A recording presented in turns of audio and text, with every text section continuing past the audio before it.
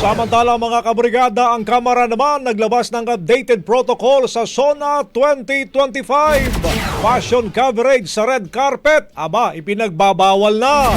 Brigada Haji Camino, ibrigada mo! Brigada Live Report.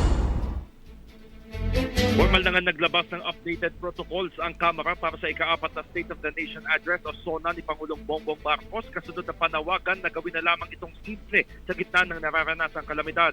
Batay sa memorandum na ibinahagi ni House Secretary General Reginald Velasco sa media, ipagbabawal na ang fashion coverage at photo set-up sa red carpet, pati na ang ostentatious display para makapagpapansin.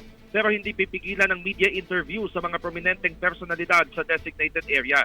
Hinihimok din ng House official ang mga kongresista na magsuot ng tradisyonal na barong at Pilipiniana upang mapanatili ang pagiging sagrado na okasyon.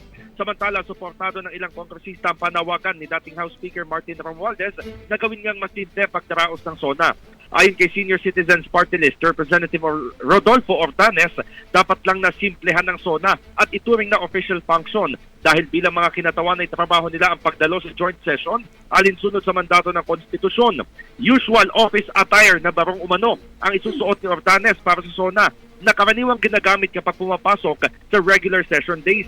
Kinumpirma din ni Zambales Representative J. Kong Hoon na simple at makabuluhang damit at approach ang kanyang ipipresenta sa SONA na sumasalamin sa paggalang sa okasyon at itinataguyod ang mensahe ng pagkakaisa at pag-asa.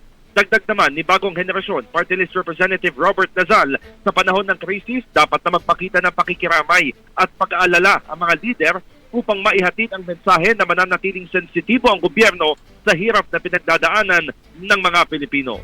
In the heart of changing life, ako si Brigada Haji Camino ng 105.1 Brigada News FM Manila, the Music and News Authority. Brigada Balitan. Ang bahaging ito ay hatid sa atin ng Guard C Plus with Zinc Capsule. Always protektado ang kalusugan.